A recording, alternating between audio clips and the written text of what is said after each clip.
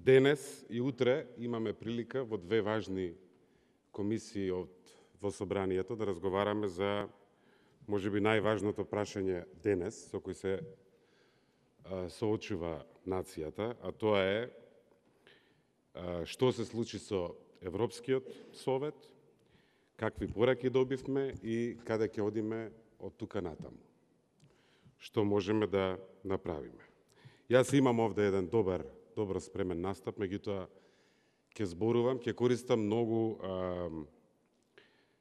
цитати од лидери и институции, бидејќи логично е, мојата задача е да ги застапувам владините ставови, задачата на опозицијата, која што за жал ја нема, не знам зошто не сакаат да дебатираат таму каде што не председаваат, ама ќе имаме прилика и утре да дебатираме, е да критикува.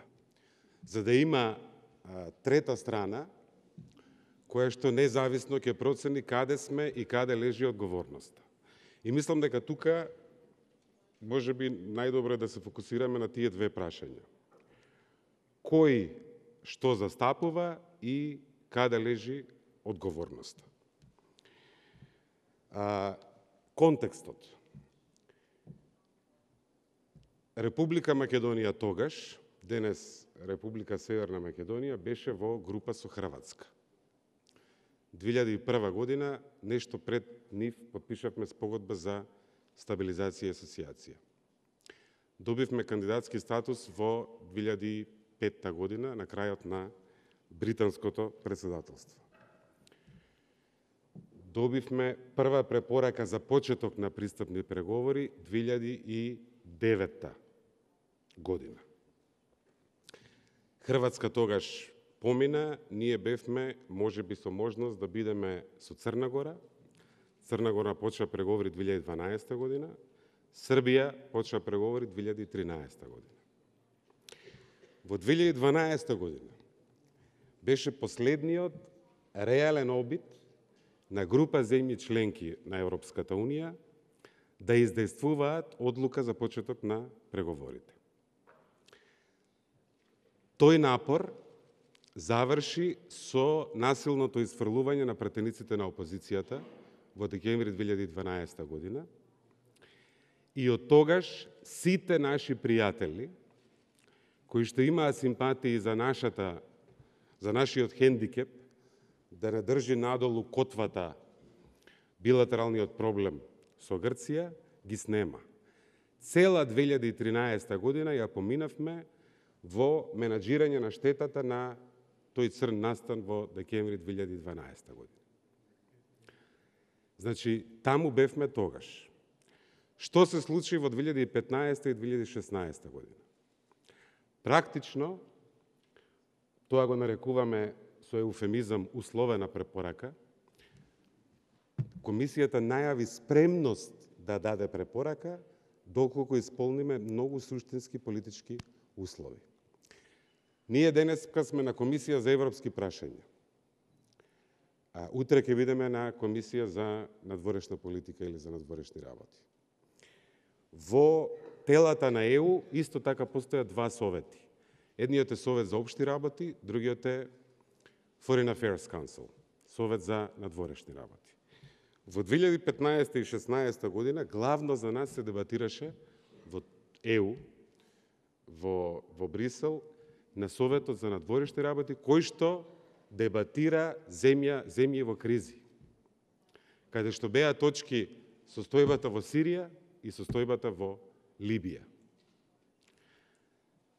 16 година комисијата, нашето општество го нарече заробена држава. Можем и да читам цитати од тоа време. Заклучок на Советот на ЕУ, декември 2016. Ја потврдува својата сериозна загриженост за продолжување на политичката криза, повикува на политичка волја, да се обезбеди целосна, конкретна и одржлива имплементација. Земјата страда од политичка средина која предизвикува поделби, поларизација, недостаток на култура на компромис, со назадување на важни области како правосудството.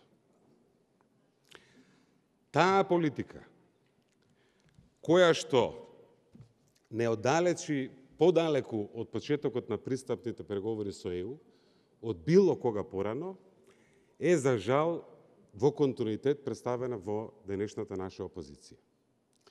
И често, како граѓанин, дебатирам и размислувам, бидејќи ние мора да успееме. И нема да дигнеме рацете дека не успееме. Дали тоа ќе го направиме во соработка со опозицијата или покрај опозицијата. Во крајна линија, барем програмски, и опозицијата сака да почне пристапни преговори со Европската Унија. Од елементите, можеме да ги наречеме услови, можеме да ги наречеме оправдувања. И ќе дојдам и до тоа. Една работа не завршивме. Не повикуваа за нашите ветувања. Нашите ветувања беа повторување на заклучоците на Европскиот совет, каде што сите земји членки се согласија. Европскиот совет во јуни 2018 година ни рече: го поплочуваме патот до почеток на пристапни преговори во јуни 2019 година, доколку има напредок во 4 области, и ја повикуваме комисијата да процени дали има таков напредок. Комисијата имаше досега најпозитивен извештај на 29 мај и, за жал, во јуни Европскиот совет ни кажа: ќе одложиме одлуката за октомври, ама ќе донесеме најдоцна во октомври јасна и суштинска одлука. Тоа се зборовите на Европскиот совет со консензус на сите земји членки на Европската Унија. За жал, во октомври немаше јасна и суштинска одлука.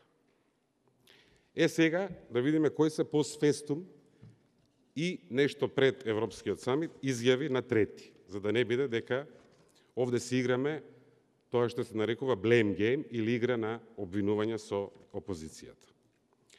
Прво, ќе го цитирам председателот Макрон, кој што од Тулуз, каде што француската влада имаше заедничка сесија со германската влада, рече: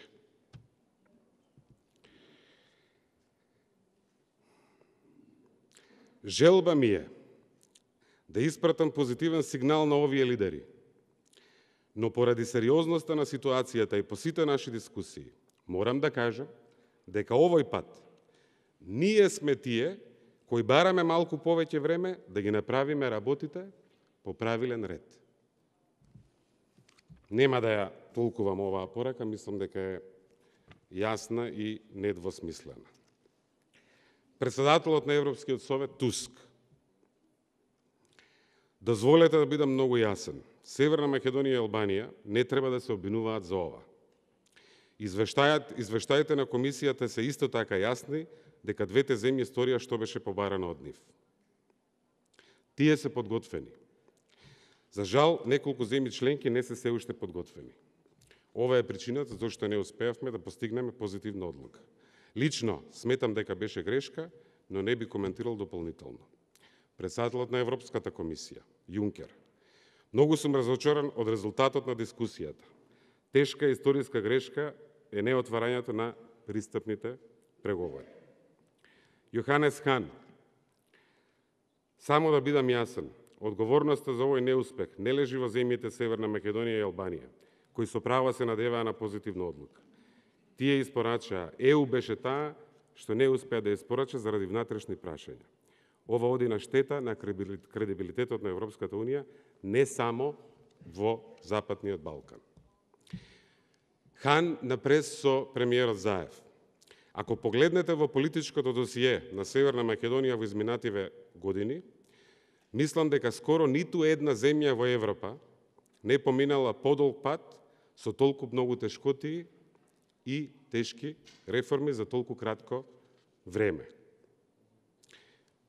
Финска, словенечкиот премиер, Меркел, која што на самитот во Познан во контекст на Берлинскиот процес рече: за есен јас сум оптимист.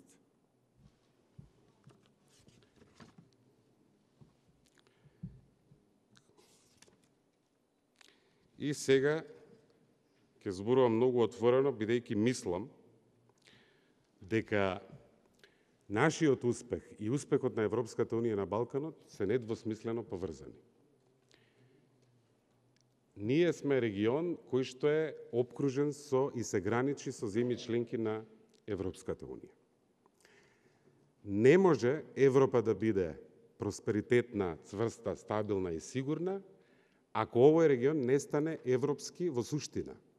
Не зборувам за зачленување, зборувам за принципи и начин на владење, слобода на медиуми, независност на судство и економски просперитет.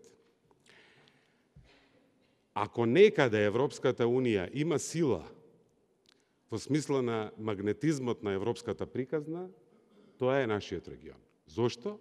Затоа што во 2003 година во Солун европските лидери ветија дека иднината на сите земји од Западниот Балкан е во Европската Унија. За жал, поради многу работи кои што немаат до крај врска со Западниот Балкан, имаме Брекзит, мигрантска криза, кризата на еврозоната, кризата на солидарноста, кризата на наративот и конзистентноста на наративот во рамките на самата Европска Унија, проширувањето беше ставено малку како во think-танкови, като викаат, на автопилот. Немаше политичка енергија за проширувањето. Тогаш кога имаше, ние градевме споменици на плоштадот тука околу собранието. Ги испуштивме возовите тогаш кога Европа беше спремна. Сега сме ние спремни, ја не велам дека не правиме грешки, и ден денес правиме грешки, ама очигледно е дека и во делот на добрососедските односи, и во делот на лидерството, да се преземе одговорноста за својот народ, можат некои европски лидери дури и да учат од тоа што го направивме со соседите. И сега, ако 2015 и 2016 година не само Европската комисија, и Freedom House, и извештајот на State Departmentот, и Репортери без граници, и индексот на демократија на економист, сите гледаат драстично назадување на нашата демократија, ако денес имаме еден целосен пресврт со сите наши мани, не признавањето и невалоризирањето на тој успех не може да биде ништо друго, туку грешка. Сега, што можеме ние да направиме? Прво, мислам дека ќе биде грешка ако главниот предмет на нашата внатрешна дебата стане кој изгрешил, кој не изгрешил. Верувајте дека таму опозицијата ќе изгуби. Законот за јавно обвинителство, како последна незавршена работа, која што не беше присутна во задачите што ги добивме лани.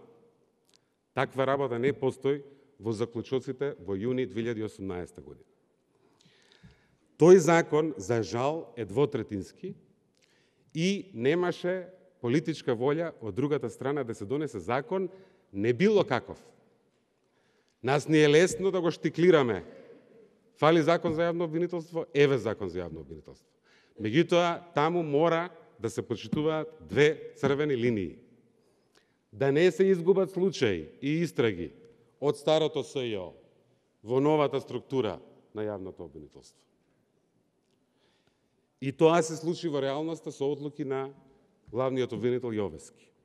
И на некој начин реалноста стана подобра од можниот компромис со законот. И второ, континуитетот на обвинителите во СЈО, кои што работат на тие случаи. И тоа се случува.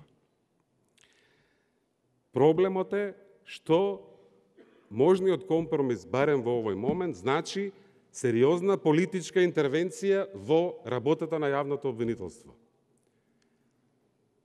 Проблем имаме со Вилма Русковска, која што е избрана од фелата, од обвинителите.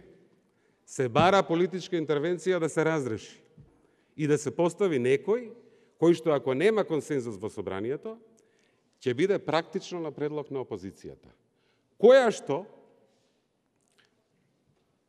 во преговарачкиот тим има луѓе кои што се соочени со обвиненија.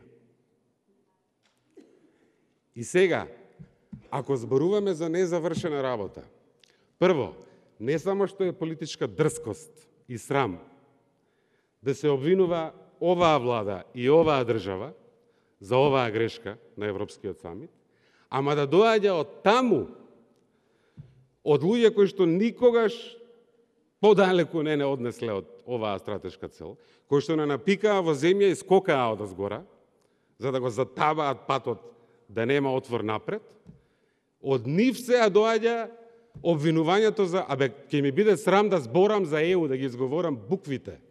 ЕУ, Европска Унија. Тоа е политичка дрскост и бесрамност. Особено со законов сега. Ај сега, последно, и ќе заклучувам, Артан гледам дека ме гледа малку попреку. Франција, и низ изјавите на председателот Макрон, и низ изјавите на министерката за европски прашања Демон Шалан, и низ изјавите на почитуваниот амбасадор Кристијан Тимонија тука, не спори, напротив, секој настап го почнува со важноста на европската перспектива на Западниот Балкан. Исто така, има легитимни грижи зошто има потреба да се усоврши пристапниот процес како процес, кој што имаше многу промени. Првото проширување, големото, 2004 година. Повеќето од земјите преговараа 6 години, некои земји преговараа 4 години. Бугарија и Романија преговараа 8 години, 2007 влегоа.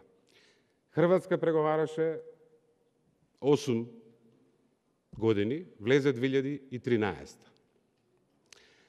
Србија и Црна Гора веќе долго време преговараат, едната од 12, едната од 13, далеку се од крај на процесот. Значи, легитимна е грижата како да го подобриме пристапниот процес. Ние сега, на некој начин, треба да го положиме овој тест на зрелоста, таква ни е судбината, со мајки сме се родиле, и ќе го положиме овој тест на зрелоста, и ќе докажеме на нашите француски пријатели дека македонската приказна во мултиетничка смисла, во демократска смисла, во лидерска смисла е шанса да покажеме на скептичните земји членки дека овој процес може да носи резултат. И треба во нашата надворешна политика во следниве неколку месеци да помогнеме да се врати консензусот, да произведеме, ако можеме дома, убаво би било со опозицијата да го донесеме законот за јавно обвинителство, почитувајќи ги црвените линии. Стев Блок на дебатата во холандскиот парламент во ПД Камер рече: има прогрес во реалноста во однос на прашањата што треба да ги регулира тој закон. Меѓутоа, за тој закон треба да гласа и опозицијата. Сакаме да одиме напред сите заедно, ако немаме друга алтернатива, бидејќи слушам овие денови некои членови на извршниот комитет на опозицијата зборуваат за други некои идни сојузи, кои што не се со Европската Унија. Ајде да го донесеме законот, почитувајќи ги двете црвени линии. Политиката да не се меша што се гони или што не се гони. И политиката да не става подобни или неподобни јавни обвинители, да го ставиме тоа на фелата. Ако можеме тоа да се договориме, тоа ќе ни помогне многу. Се до тогаш, опозицијата за жал ќе биде товар. И нема да биде реална политичка алтернатива, ако сакаме да одиме кон Европската Унија. И второ, нема да бидам до крај искрен, последно е ова, ако не го кажам и тоа, голем предизвик беше кандидатурата и врзувањето на нашата европска судбина и иднина со таа на нашите соседи во Тирана. Тука мора да најдеме начин, директно со Тирана, како да издействуваме формула и двете да бидеме среќни, а не двете да бидеме подеднакво несреќни. Тоа, мислам дека е едно важно историско искушение да разбереме дека на Балканот успехот на двете, се разбере, бил идеален, Меѓутоа и успехот на една помага на другата и е добра вест за целиот регион. Има една голема неконзистентност, логична, да се зборува за подобрување на методологијата на пристапниот процес, а при тоа да се руши клучниот, суштинскиот принцип на проширувањето, а тоа е секому според заслугите. Или принципот на условеност или conditionality. Еве ви листа на задачи, ако ги исполните, одите напред, ако не ги исполните, ќе бидете посрамени и јавно опоменати. Нашата судбина беше да изгубиме една генерација поради разликата околу името со нашите соседи во Грција. По тоа прашање делумно имавме влијание, делумно беше во наши раце. Состојбата во други земји не е во наши раце воопшто. И не може да бидеме условувани со успех или неуспех на други држави. Ние имаме и себичен интерес Албанија да успее, бидејќи сме добри соседи. И немаме проблем да бидеме во пакет заедно, ако тој пакет значи 2 зелени светла. Ама имаме проблем да зависиме од услови врз кои што немаме влијание, бидејќи така нема никаква методологија што ќе го поправи пристапниот процес. Се соочуваме со многу важни моменти, неколку месеци имаме пред нас.